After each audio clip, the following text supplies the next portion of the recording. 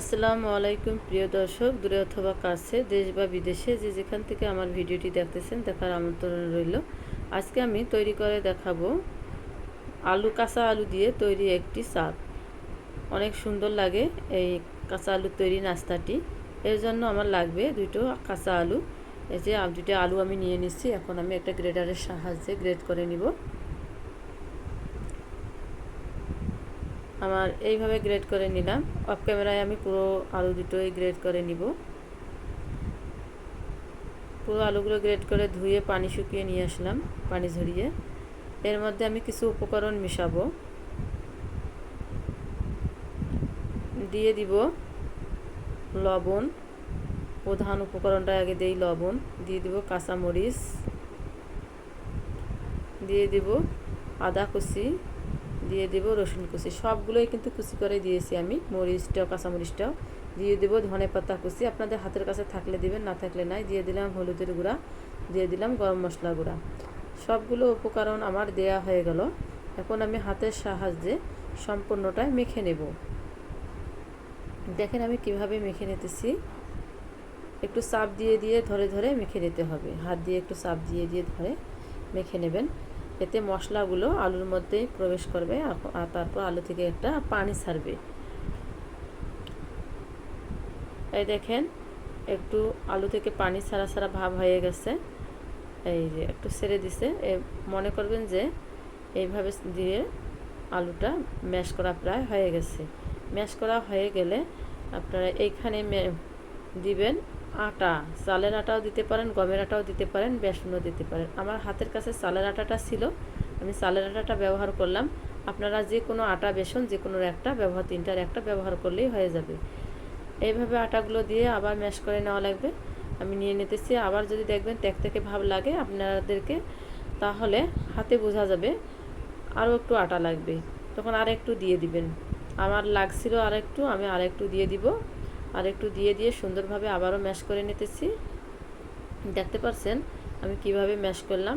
এই দেখেন একটা আটালো ভাব হবে। আর পেঁয়াজুর শেপ দিয়ে দিয়ে ভেজে নেবেন।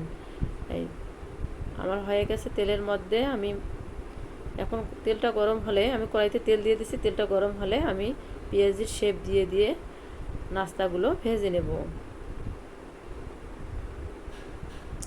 দেখেন আমি কিভাবে শেপ দিতেছি, আমি দেখাচ্ছি আপনাদেরকে। পুরোটা একটু পাতলা পাতলা হবে, ভারী বেশি হবে না। বেশি ভারী হলে ভাজতে সমস্যা হবে, কাঁচা থেকে যেতে পারে। এই জন্য হালকা একটু পাতলা পাতলা করে দিবেন। তাহলে হবে কি, ভিতর থেকে পুরো নাস্তাগুলো মচমচে হয়ে আসবে। আর ধৈর্য ধরে একটু ভাজতে হবে, ধীরে ধীরে উলট পালট করে করে ভাজতে হবে।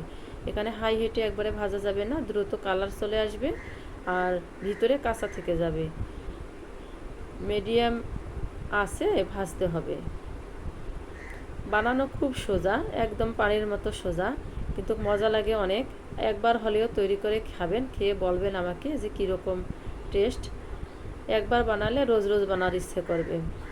এগুলো আমার ভাজা হয়ে গেছে। আমি আর একটা ব্যাচও আপনাদের সুবিধার্থে ভেজে দেখাবো। দেখেন আমি কিভাবে শেপ দেই আর কিভাবে ভেজে নেই। এইভাবে গোল করে একটু স্যাঁতরে স্যাঁতরে, মানে পাতলা পাতলা ভাব হবে, একটু একবারে ভারী হবে না।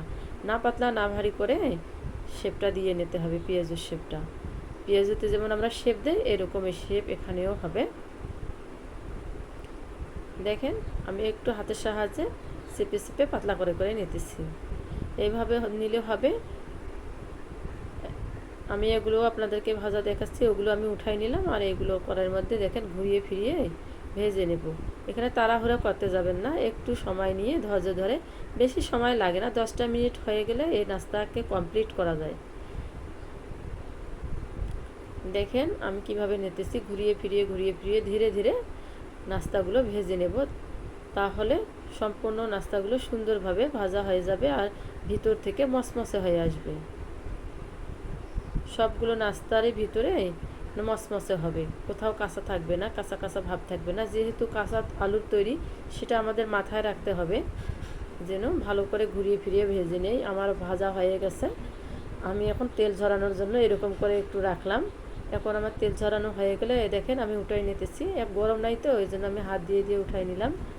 আপনারা হাত না দিয়ে দিয়ে নিতে পারেন, আপনারা চামচ দিয়েই তুলে নিতে পারেন। আমি একটু হাত দিয়েই নিলাম। আমি সবগুলো তুলে নেব। এগুলো ভাজা হয়ে গেলে এগুলো তুলে নিয়ে আমি একবারে আপনাদেরকে দেখাই দিতেছি আমার ভাজাটা কীরকম হয়ে গেল।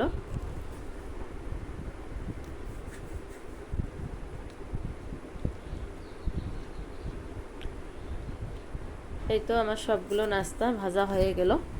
দেখেন আমি সবগুলো উঠাই নিলাম। পরিবেশনের জন্য আমার নাস্তাটা এখন রেডি। দেখেন কত সুন্দর হয়েছে, মসমসে। আমার ভিডিওটি যদি ভালো লেগে থাকে লাইক কমেন্ট শেয়ার করবেন, সাবস্ক্রাইব করবেন, একটি শেয়ার দিয়ে পাশে থাকবেন। আজ এই পর্যন্ত। আল্লাহ।